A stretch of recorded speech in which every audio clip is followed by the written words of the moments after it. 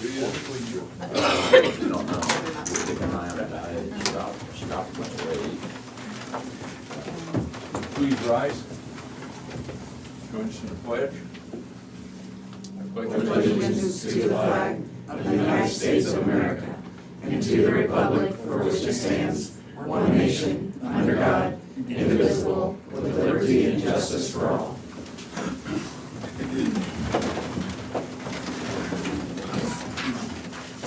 Good morning. Moines County Board of Supervisors, December 7th, 2021. Are there any changes to the tentative agenda? I have none. I have none.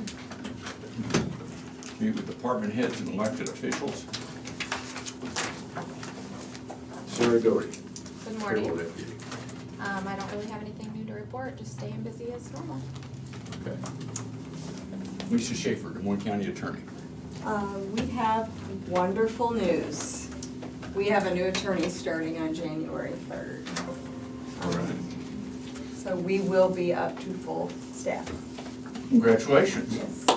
You've been, We are, she's actually, is prosecuting in another county now. She's finishing up a few cases. We've actually, most of us have known her for years.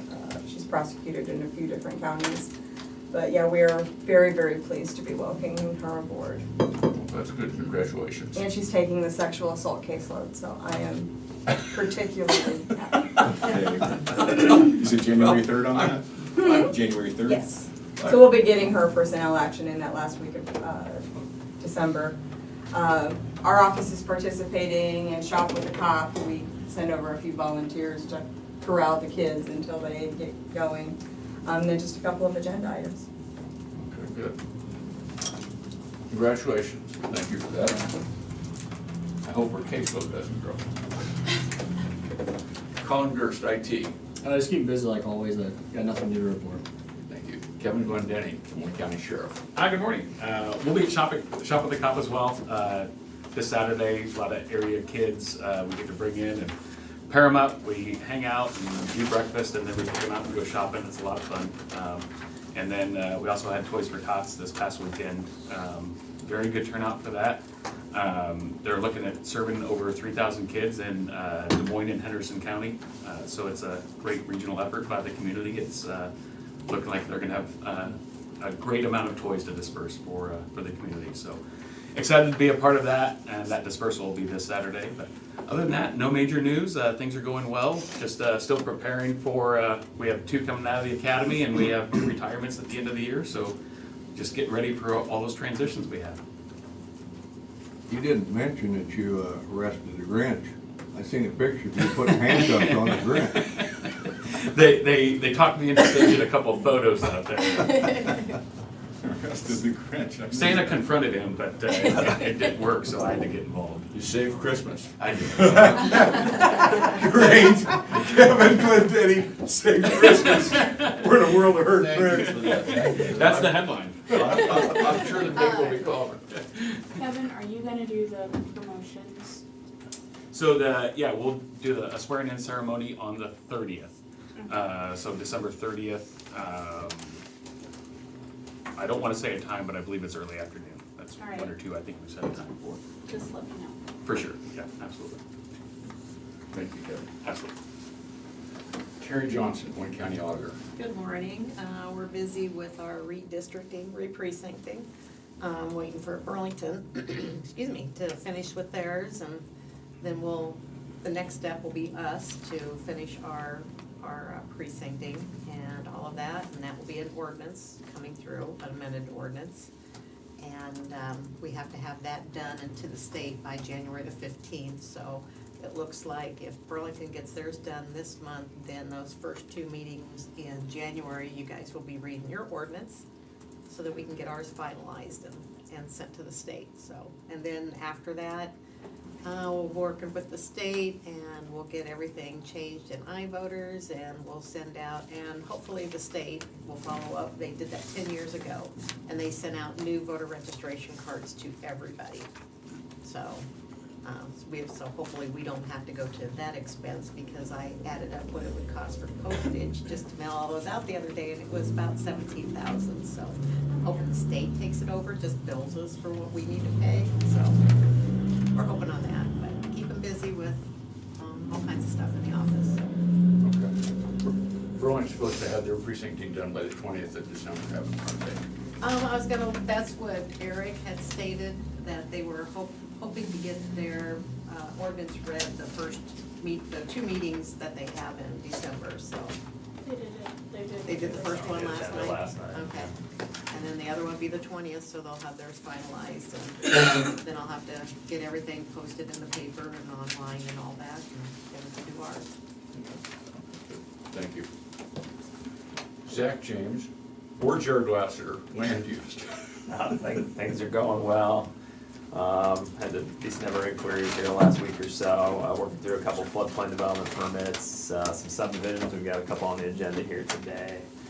And then we've got our work sessions here the next couple weeks, I think, for ordinance review, so look forward to going through that with you guys. If you screw anything I don't up, know if you do, but I don't know if you have anything else to add. Merry Christmas. Yeah, Merry Christmas. Yeah. Brian Carter, Secondary Roads. Good morning.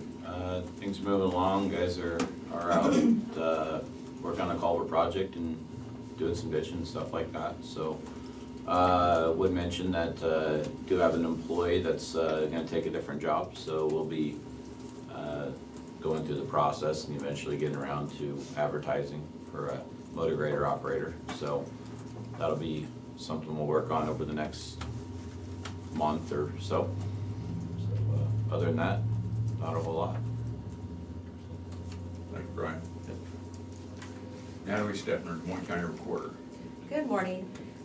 Not much going on. I did attend my first District 5 meeting in Ottumwa with some other officials, and seeing some of the legislators there and hearing their points of view was interesting, very interesting.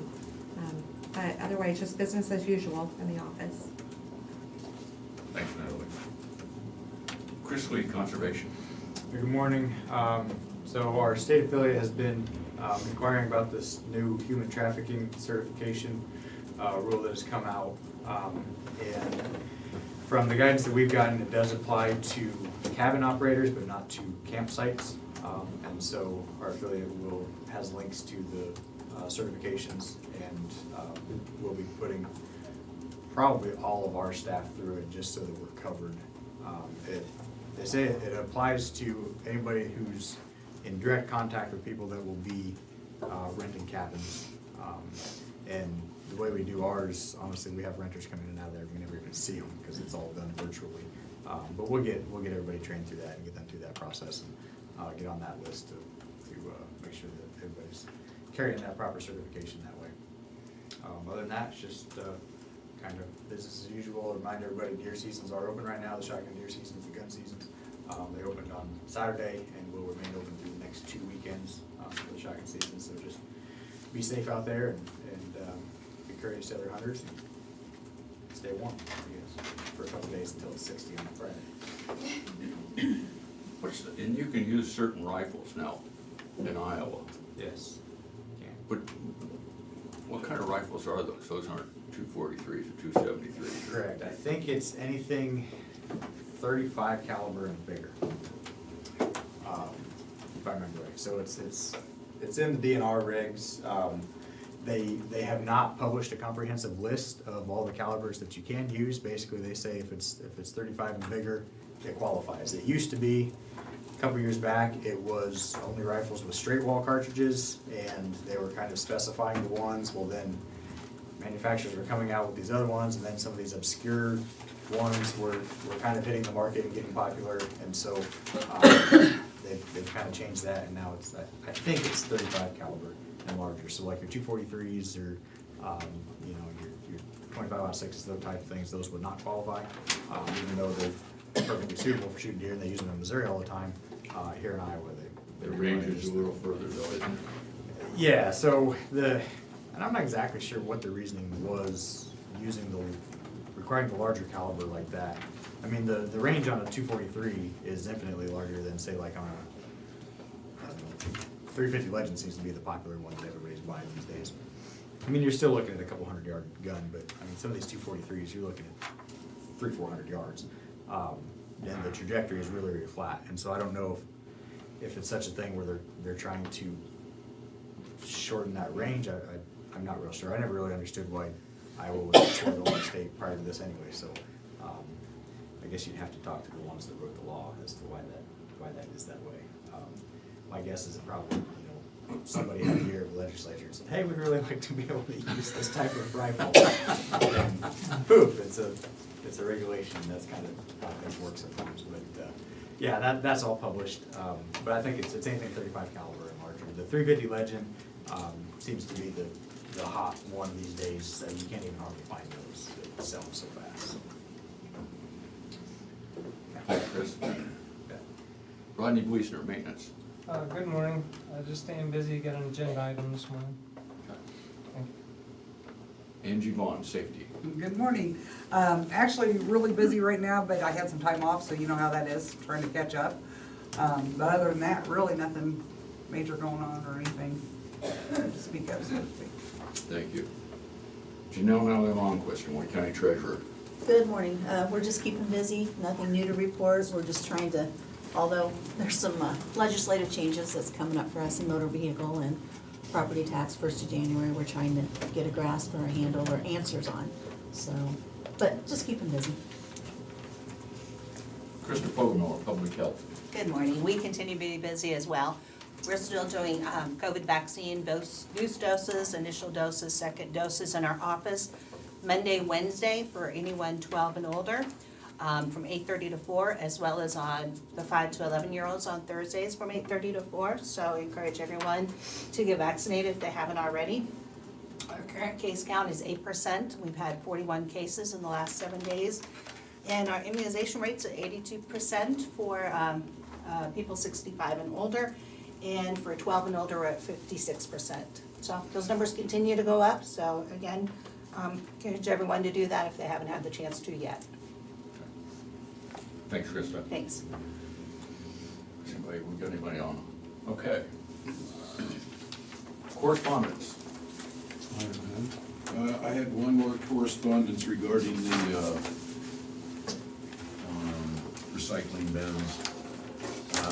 He said, the guy that I had the last correspondence about, he called me again and he said they're still getting filled up. He's like he's asking if we can get them picked up or emptied sooner or add another bin. He's got a feeling, he says he's seen. That's what he said. He said, I saw, he was driving back home, he said in a ditch, he said there was a bunch of plastic and he said there was a trash litter too, but he started thinking maybe that's a correlation with the recycling bins not being full all the time. So anyways, I wanted to make sure that I brought that up.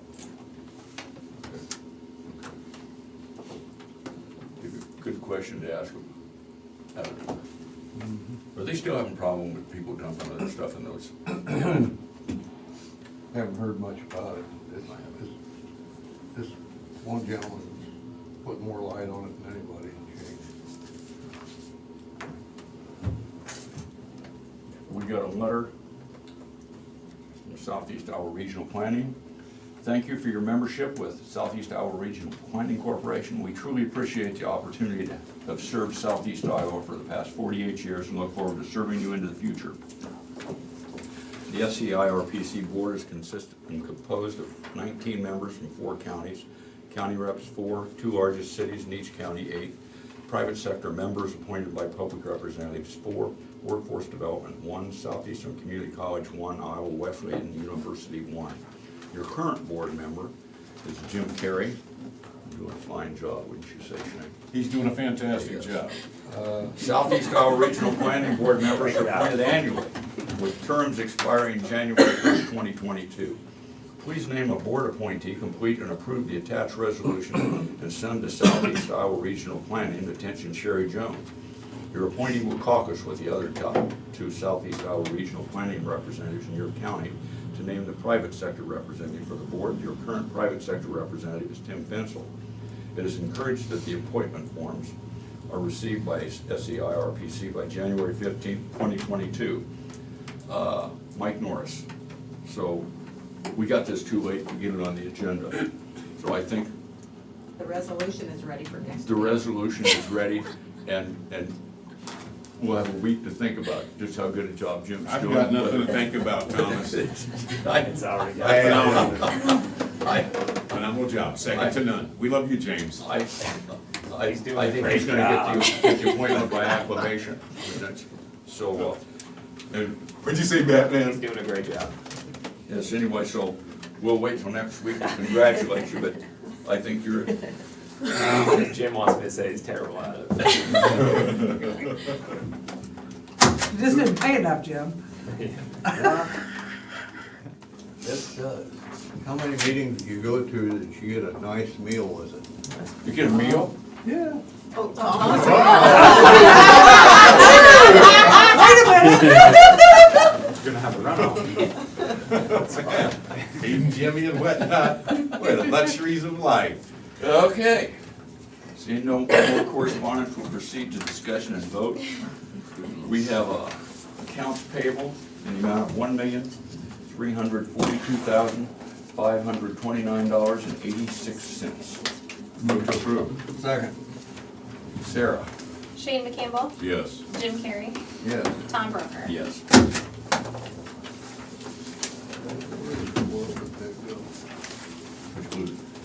This pen is to your right. Into my pen.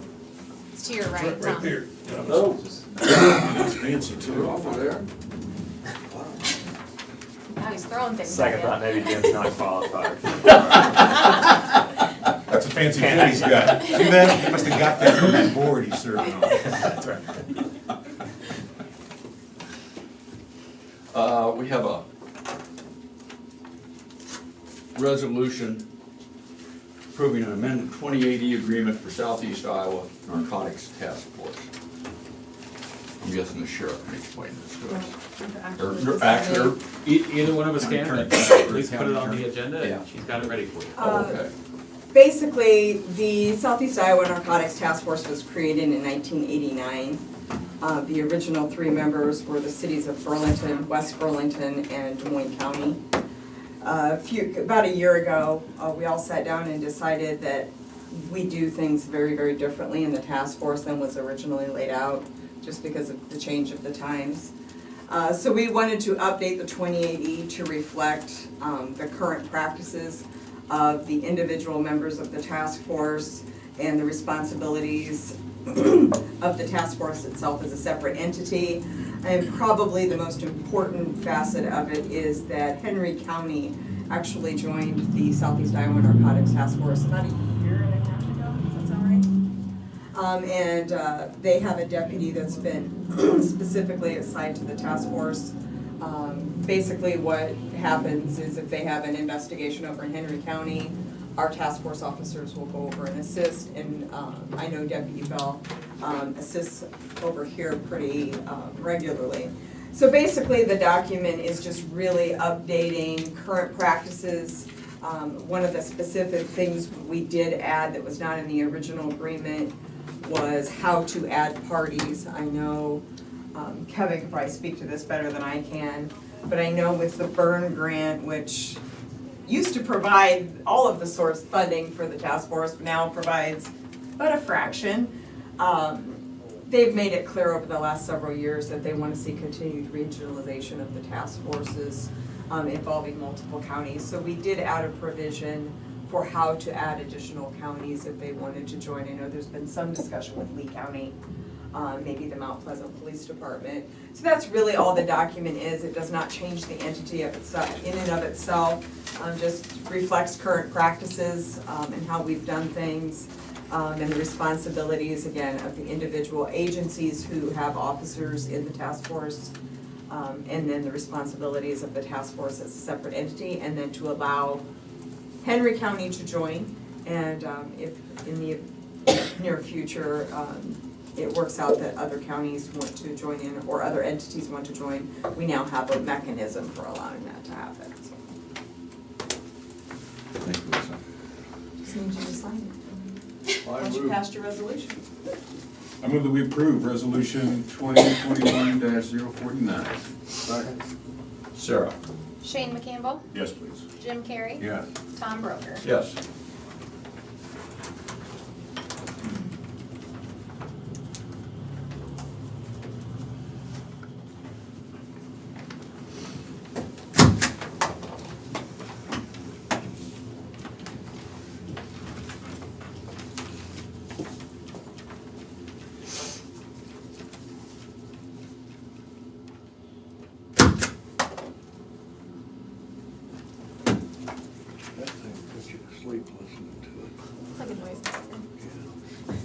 What is that noise? This thing right here.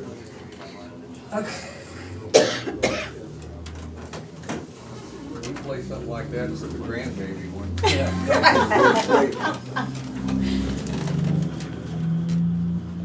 And then once we have all the signatures from all the entities, I will file it with the Secretary of State as required by statute.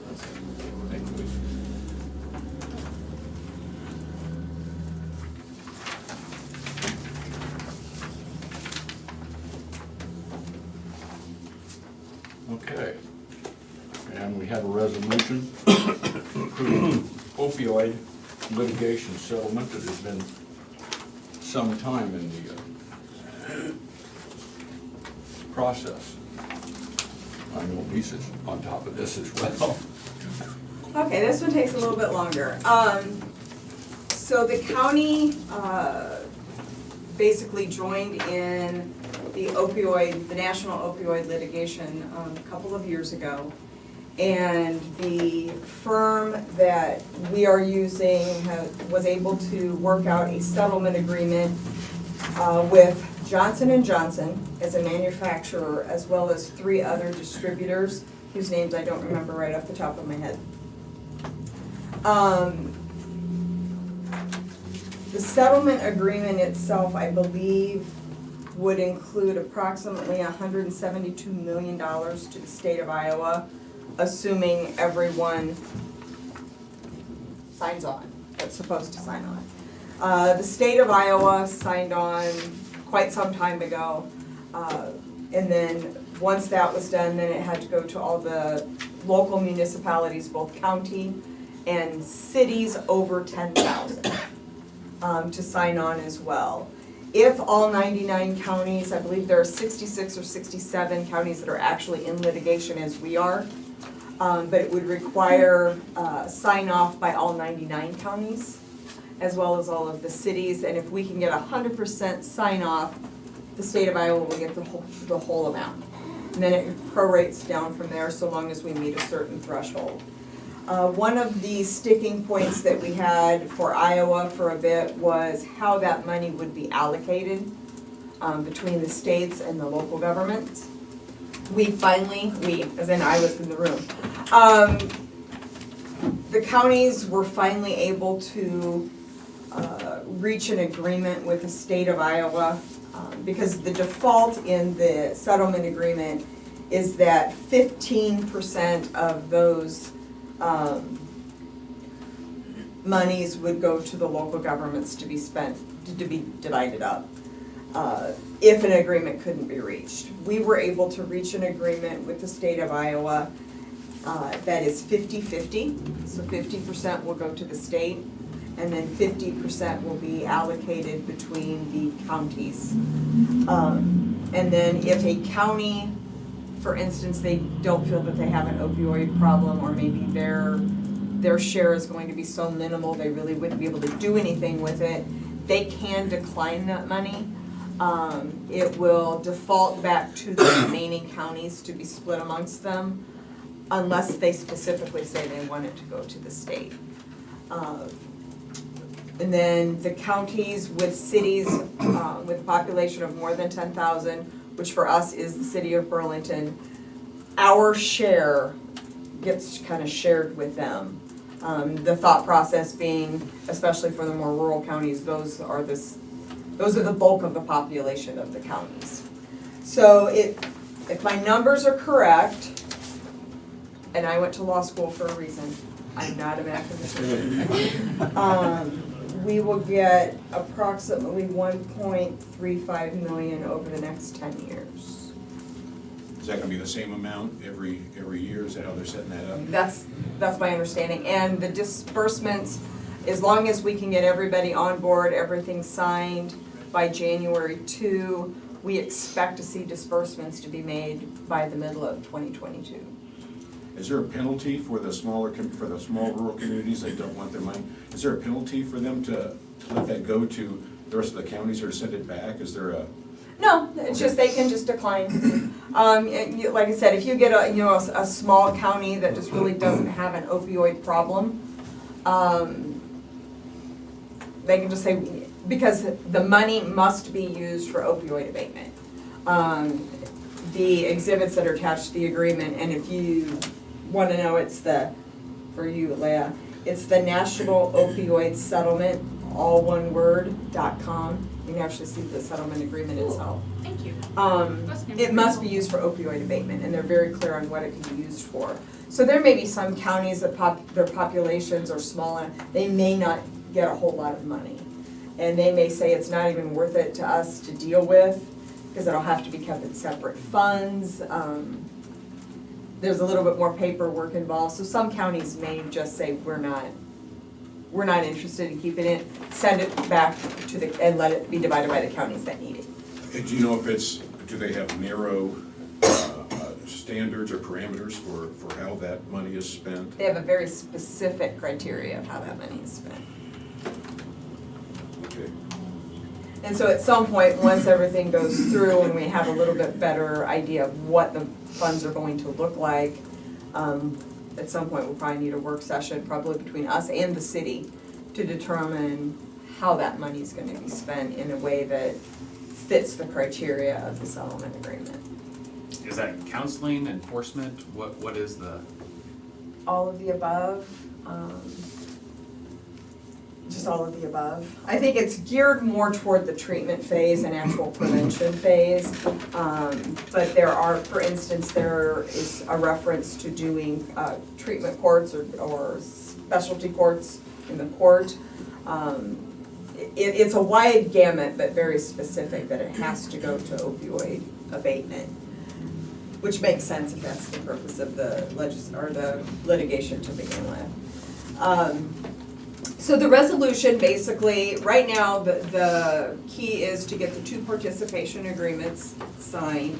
The resolution gives me the authority to sign off, and then I will need the board to sign off on the memorandum of understanding with the state of Iowa. That's that allocation agreement. I believe their signature space is all the way down on page 11. Once those are returned to me, I can get those forwarded to the attorney, who can get them forwarded to the settlement administrator.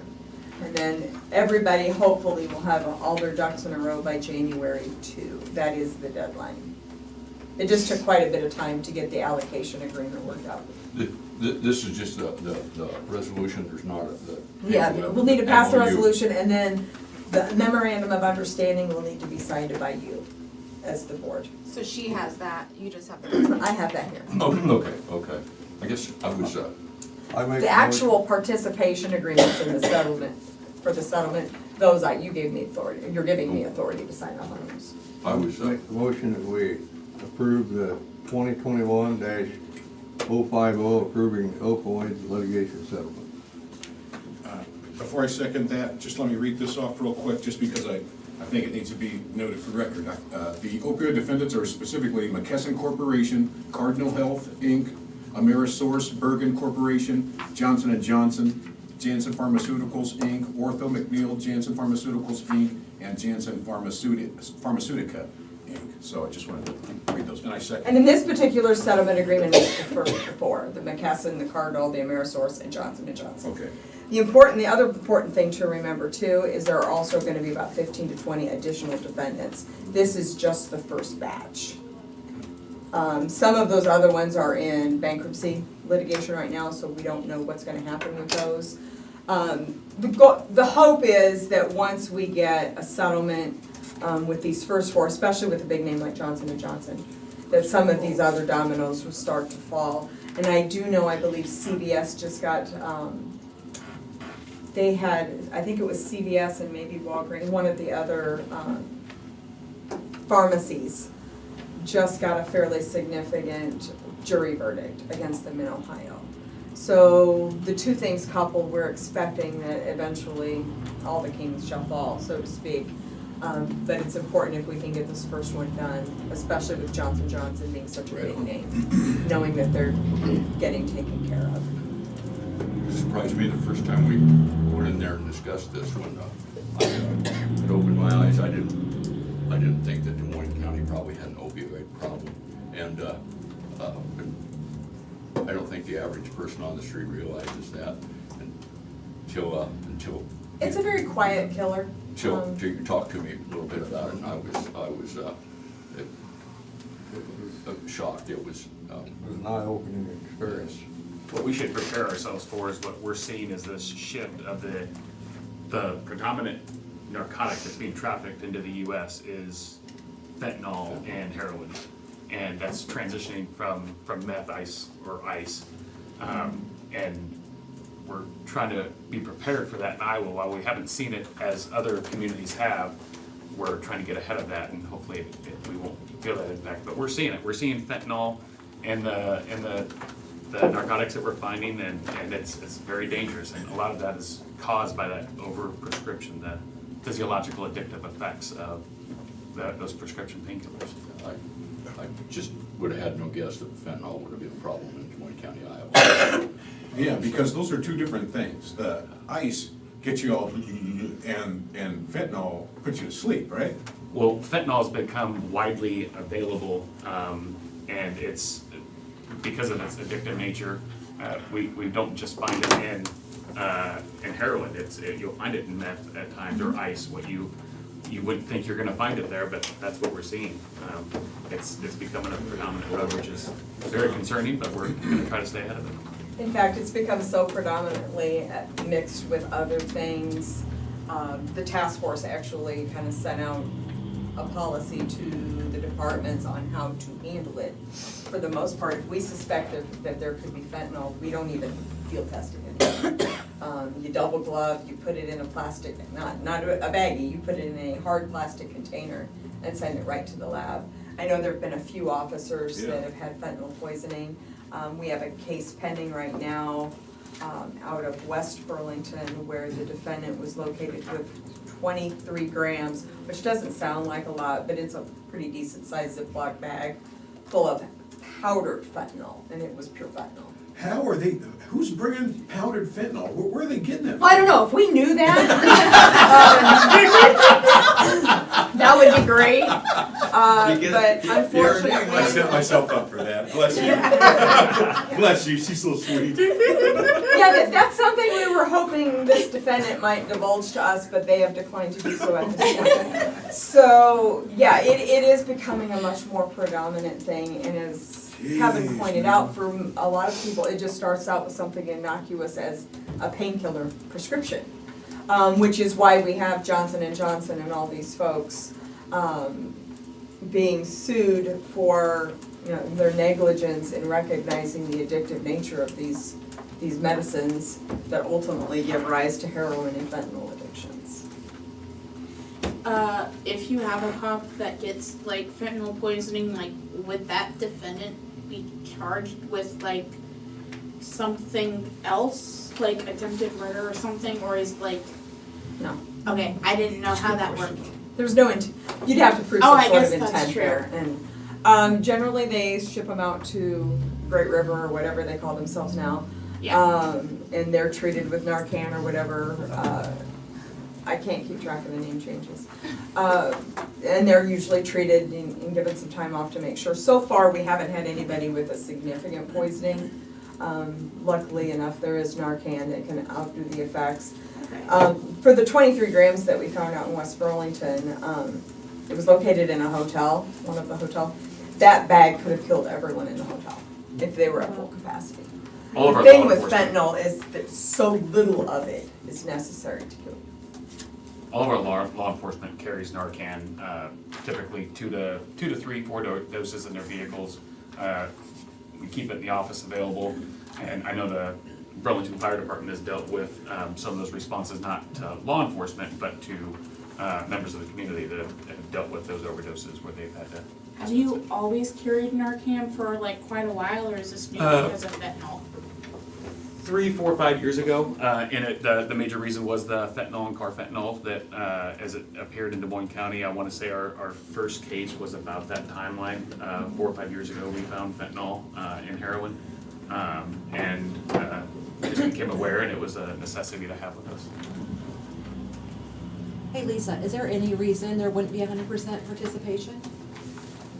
Or why somebody wouldn't? I can't, I mean, we're anticipating 100% participation.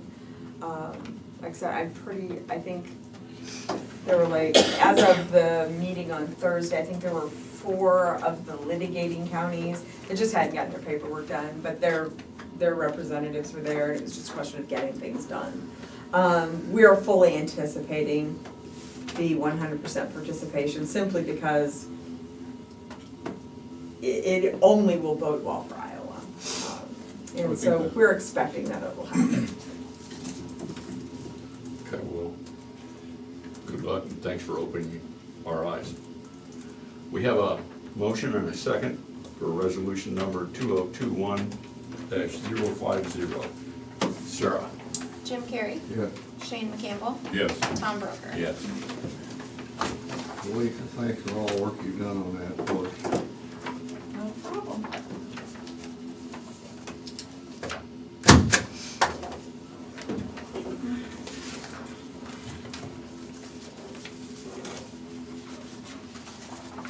And no, I did not draft that resolution. They were kind enough to do it for me. Bless your heart. What is that noise? It's the machine over there. Jim brought his sleep machine. Well, all right then. There's a fan there revving up in there. It's been revved up for a while. And we must be important in the MOU because they put us in place. Right? Oh, I guess there's Des Moines City. I forgot.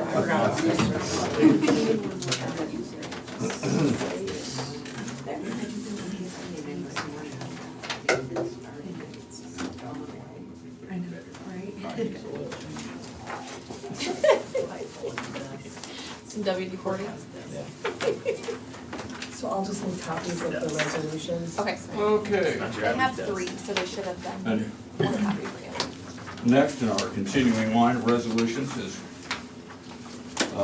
approval of an 1891 minor subdivision. I suspect Zach, I'll do Sheriff. this, I'll do this one, I We'll think Jerry's speak to gonna do this. the next one here. So we received an application for a minor subdivision from Ed and Joyce Blow at 12268 158th Avenue, West Burlington, requesting final plat approval for the 1891 subdivision. Land's currently part of a 22-acre parcel where they've got a single-family residence. They're proposing a 1 lot totaling 10.5 acres. It's at the north end of the current parcel. It's presently occupied with farmland on the front half, timber in the back. Proposed use as of far as we're aware is to remain the same following the subdivision. And it allowed them to sell the property with some other neighboring land that they own to another gentleman. Went out through the review process, received 1 comment from NRCS about a portion of a property being enrolled in the Conservation Reserve Program, CRP. So we put just a little note in here that a portion, 1 condition in the resolution about a portion of lot 1 is currently enrolled in CRP. The ground is disturbed prior to the expiration of the CRP easement. The county is not responsible for any penalties. We put that in there. The 1 or 2 other times that we've had one of those, it's been pretty rare, but otherwise, no other comments, so we just recommend approval of the 1891 subdivision. Move to approve the subdivision. second. When that went through my, across my desk, I noticed Mr. Blow's name. Mr. Blow was a former Des Moines County supervisor. I seriously consider demanding a personal appearance down here to support this request. Then the more I remembered about Ed Blow, I thought, well, I'm not gonna rattle that case. So, yeah, Sarah? Jim Carrey. Yes. Shane McCampbell. Right on. Tom Broker. Yes. That wouldn't have to do with the fence problem, would it? No, just Ed's typical supervisor, you like to talk. So, we have a resolution for the approval of the Duppy Hollow minor subdivision. This one is another 1 lot minor subdivision. This one is a few miles north of that one. It's on the south side of Dodgeville Road, sort of near Big Hollow to the southwest. So it creates 1 lot at just under 8 acres. And it's being split from the remainder of the property, which is farmed. So it's this back portion that's being sold for someone else who intends to build a home there within the next several years. As it happens, the person right across Dodgeville Road is a relative of that person, so that's the looking to build nearby there. In fact, that other property on the other side of the road was actually split off from this land. I think it was like 5 to 10 years ago. But the main challenge here is that it is a landlocked parcel. However, from the start, the intention was to provide an easement along the west edge of the property it's being split off from. And so the original version you saw showed that 40-foot access easement coming straight back from Dodgeville Road. However, we received a comment from county engineer noting that there are some site distance issues with that proposed location for having a driveway entrance, which is currently used as a field easement for the farm field, which evidently that was initially assumed that they could use that for residential driveway, but that's not the case, considering that it would require an upgrade to put in that driveway, and for having a regular use for residential purposes, that's creates some concern for the visibility at that entrance. So that's what delayed this for a little bit when it was initially presented, because the county engineer met with the property owner. We're able to coordinate on a relocation of the proposed driveway entrance to the east, about 75 feet or so. And subsequently, the plat was amended, and we just received that this past week. So the version you see before you includes a slight alteration in that easement. It goes up with the 40 feet, but then when it gets close to Dodgeville Road, there's even a curved table on there that shows the dimensions there that encompass that new entrance. So that issue has been resolved.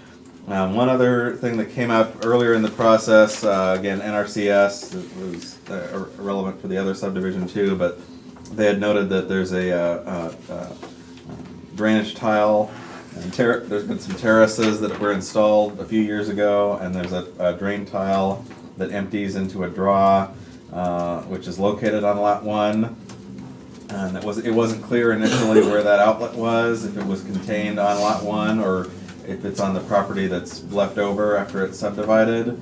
However, subsequently, after discussing that with an RCS and then checking on the property itself with the owner, we were able to confirm that the property was intentionally surveyed with the north line where it is, so that it just misses that outlet, so that the outlet itself is contained on the original property, just short of where it would empty into Lot 1. So that that resolves that particular issue as well.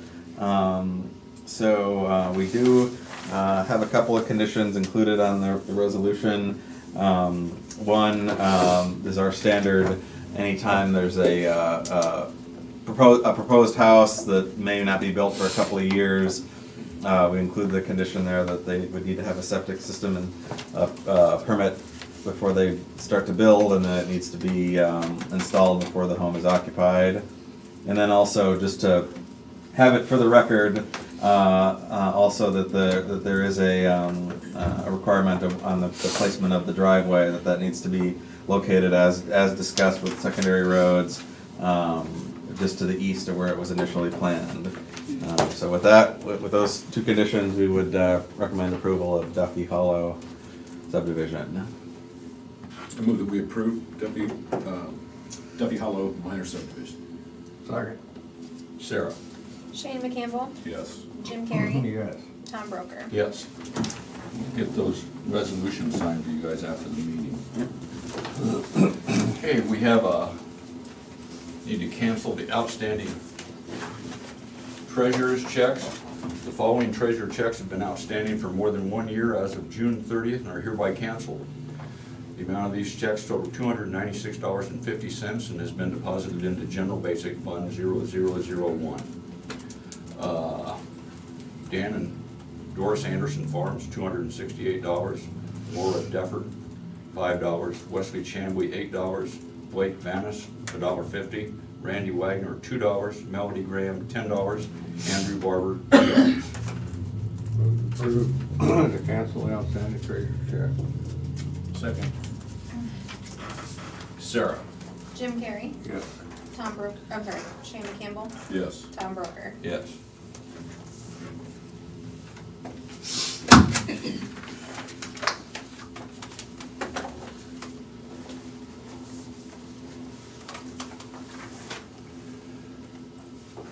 Okay, we have a request for qualification, a proposed request for qualifications for the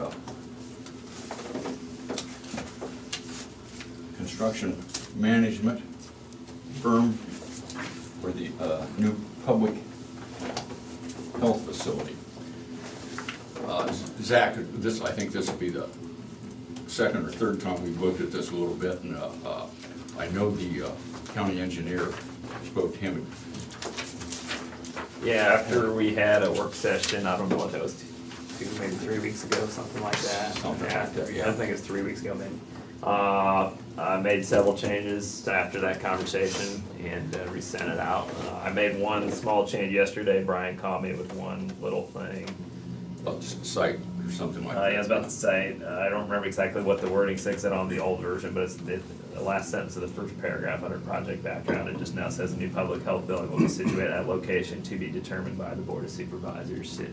I think it kind of alluded to the selection process and Yeah. looking for a site, and it was a little more detailed, so we just kind of simplified that a little bit. Just a little took more out straightforward. the second half or the last of that Yep. sentence Yep. and changed that to be. Otherwise. To be determined by supervisor. Yep, by board. otherwise I haven't changed anything since I sent it out a couple weeks ago.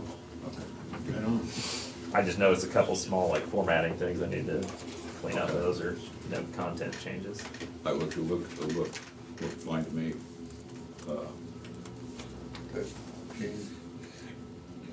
I guess the one thing I would, is we've got a list of people to send it to. And there's one here from Urbandale. One from Cedar Rapids. I don't know whether we want to go much farther than Iowa City. This is not going to be a huge project for construction management firm, and we would like somebody, if you're in Iowa City, you can get here in a little over an hour. Right. But any further than that, what do you guys think? Well, I mean, we've got. But you're gonna advertise anyway, so the sending it out is just a bonus to make sure you put it in front of them. But you're gonna have to advertise the process, and if they see it, they have every right, because of it being a public process, Good to point. submit it. Thought But that should be a factor in your selection. It's gonna be a factor whether they're interested also. Yeah. So, I wouldn't mail it to anybody you don't wanna mail it to, because they can certainly see it through the advertisement process also. Well, then I would, so if you, I would remove the one from Urbandale Is it Cedar Rapids? and Or one maybe from Yukon there maybe? there's one from Cedar Rapids. Davenport. I know that the Davenport ones worked down here before. I reckon, as a matter of fact, they did, I think they did the ad bill years ago. We're gonna see the reference. What? We're gonna see the reference to the Sunny Brook. Did they?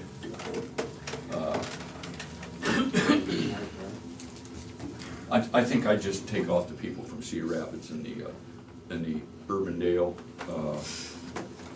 anybody else is very far. And like Brian said, and I hadn't even thought of that, they're gonna have an opportunity anyway, it'll be advertised, so. I assume. So. Does that work for you guys? Works for me. Matter of fact, And then we approve this, I'll make a motion that we approve this RFQ for the public health building. as amended. As amended, yeah. Yeah. Okay, second that. Okay. Sarah? Jim Carrey, Yes. Shane Campbell, Yes. Tom Broker. Yes, okay. We're making progress. Yeah, we'll start to probably get it out towards the end of the week. What's that? So we'll probably get it sent out here towards the end of the week. So, do you want me to put it on my calendar? I don't know, in case anybody's looking or whatever. So you just send it to me and I'll post it. Okay.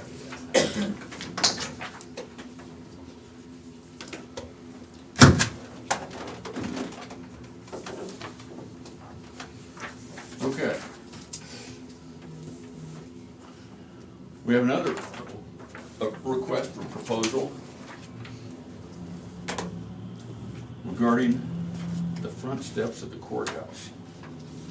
I trust both of you gentlemen have gone through this page by page, this complete specification.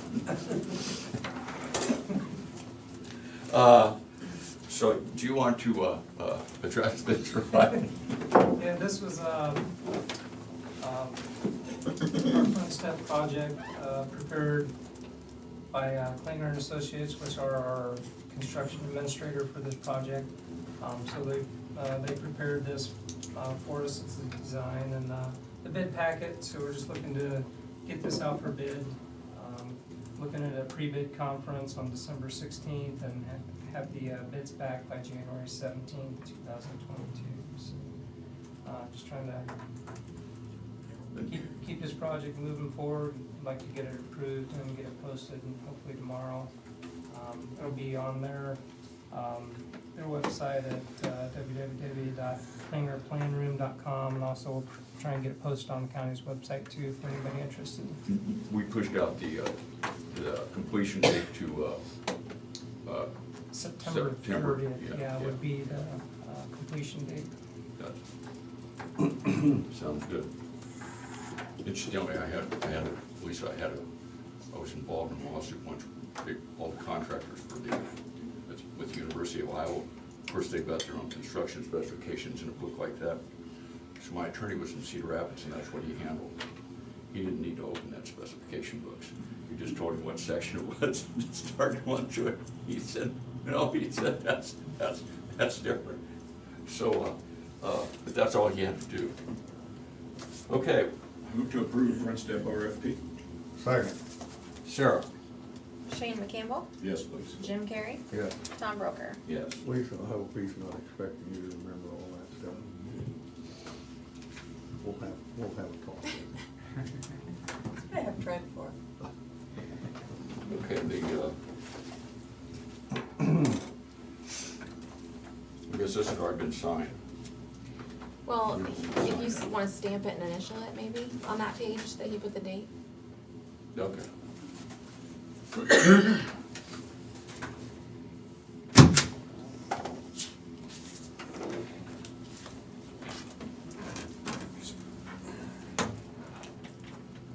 Okay, we have personnel actions. One for the Correctional Center. Angela Schertz, a full-time correctional officer. 1 day unpaid suspension on November 24th. Move to approve. Second. Sarah? Jim Carrey, Shane McCampbell, Yes. Tom Broker. Yes.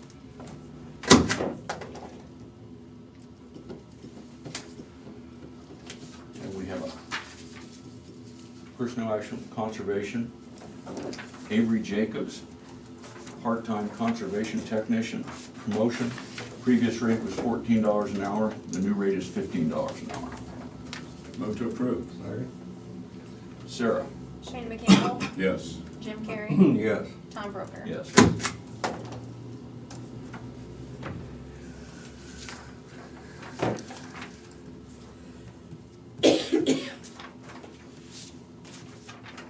We have the recorder's report of fees collected for November 2021.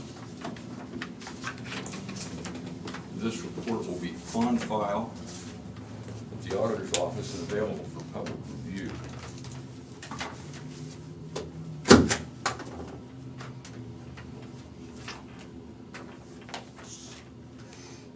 We have minutes for the regular meeting of November November 30th, 2021. Move to approve? Second. Sarah? Jim Carrey, Yes. Shane McCampbell, Yes. Tom Broker. Yes.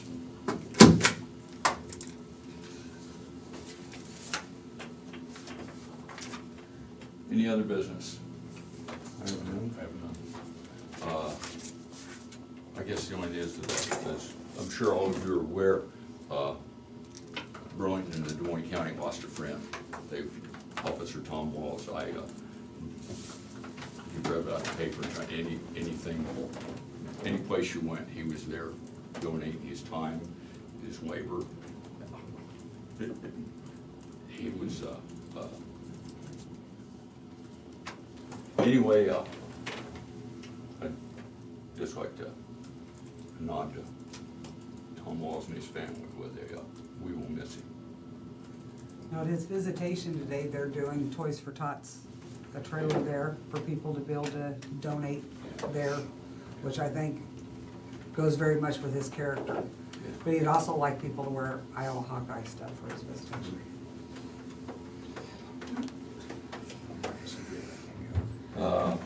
Future agenda items. I have none. Just, what we're gonna have our work session with regional planning here, what, next week is it? Yeah, we have one next week and then one the following. We need, I think the recorder and the auditor have the final numbers on that digitization. Working on that, working Okay. on that. We think we'll have that for next week. I guess the only I thing, don't know, it depends on another company, because I wanna make sure I get a second quote, so. okay, so when we get that, I'd like to. And I think, we had a work session a couple weeks ago about using ARP money for the, computer-aided dispatch, what's RMS? Record management system. There you go. Anyway, and we can make that, so, and I don't know that we need to approve ARP as a resolution or anything. I really don't know, but it should go through the board, so it's a transparent process, does that, so. The approval of. Yeah, Kevin's got the final numbers now, and so maybe we can get that on next week's agenda.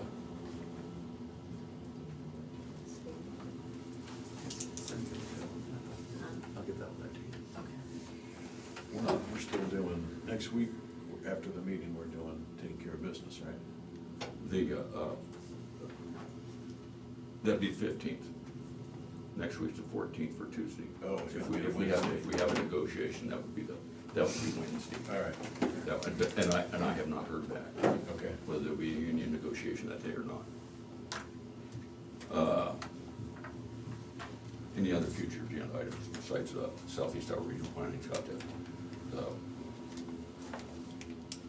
zoning. Zoning. Did we decide we were gonna have We're gonna split them. split it? That's, yeah, Yeah. okay. One, next 2 weeks, yeah. And then somewhere we have to, get the airport one. Yeah, there's an airport Oh, approach yeah. regulations in it too. Which we can either do either with zoning or we can set another one for that too, whatever you guys wanna do. And then if you guys don't end up in union negotiations on the 15th, my board would like a work session, pre-budget work session with the supervisors, and we can shoot for that day. On what day you shooting for? On the 15th, that Wednesday evening, if you're not dealing with unions then, so if you know one or the other. Yeah, and I don't know about the, I don't know that that's I think that'd be okay. Well, that work for you? Wednesday evening? Yeah. What time? 5:30, like I normally work. That works for me. Are you gonna be able to Zoom it too? I can, if I want to. I may need to have you do that for me when I see how Wednesday goes, because I'll be, Yeah, just see if you can Zoom. I think I can make that work. I'll let you know shortly if I can. Well, we'll tentatively schedule it, if something comes up, we can always try to reschedule. We'd like to try to knock it out before the end of the month, though, so once we get into January, we get. It's all about you, Chris. Hey, sometimes, It's about time you woke up. Okay, committee reports. I've got nothing. I attended conservation meeting. Chris went over some good things at a regular meeting, and the best thing that come out of that, I think Jim Garn, you'll correct me if I'm not, he was planning on retiring after this term, and he decided he's gonna stay on. Which twist his arm? No, Chris did. I mean, it was I think the rest of the board members might correct him a little bit. I felt kind of bad for him picking on an old man like that. No, but he did decide to stay on.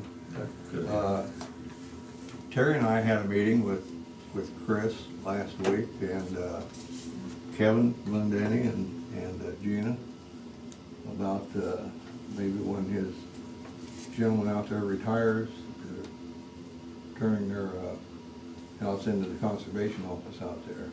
It was real productive meeting. Oh, that house Yeah. by Starch Cave behind there to the. Well, no, out at Big Hollow. Big Hollow. Big Hollow.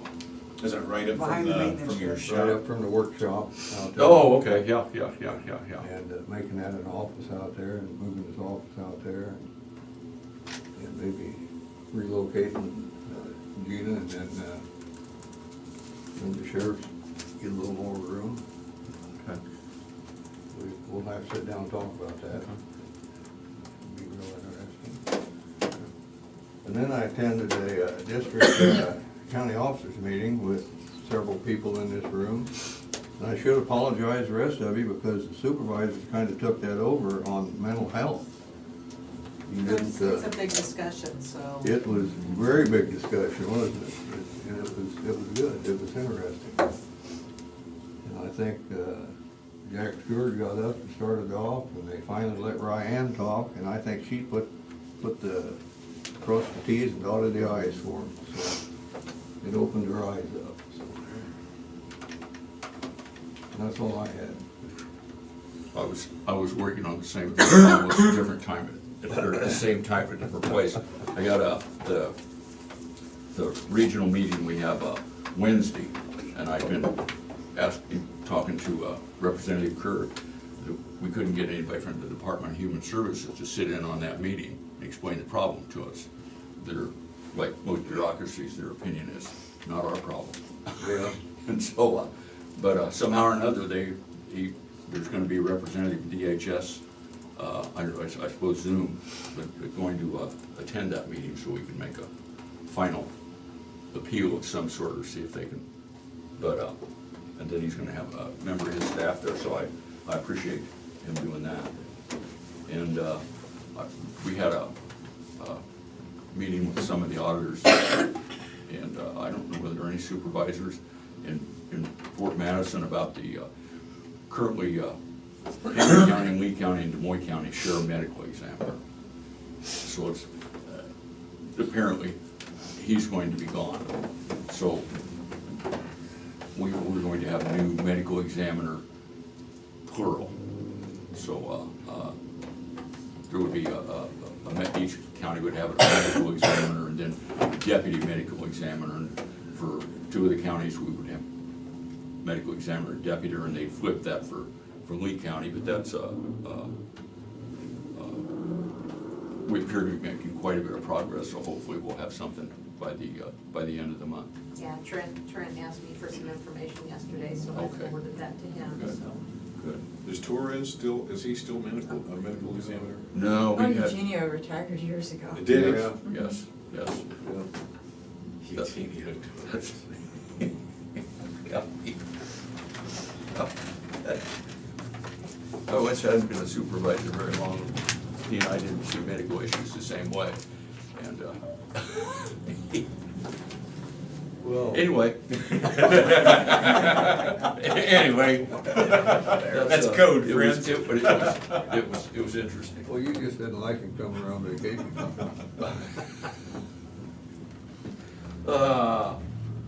Public input. If anybody from the public would like to ask a question or make a comment, you can email the Board of Supervisors at board@dmcounty.com. That's BOARD@dmcounty.com. You may call 319-753-8203, extension 4. That's 319-753-8203, extension 4. We will give you a couple minutes to initiate that call, that email. Anybody in attendance have any comments or questions? Notice I didn't ask for complaints. If anybody has any complaints, that's Supervisor McCampbell's territory. What's that? Complaints. Trouble over there, Mr. Broker? I'm gonna tell the missus.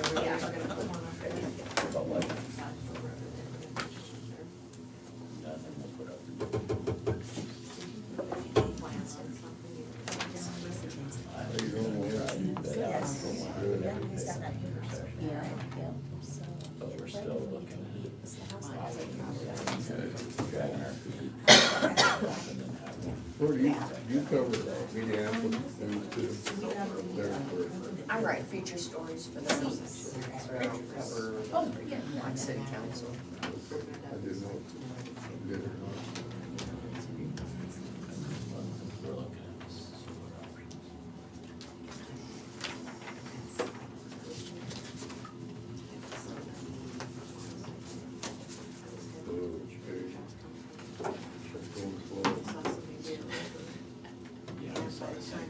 New program. Look, if nobody has anything to say, we're just waiting another minute to adjourn, so if anybody has to leave, have a great day.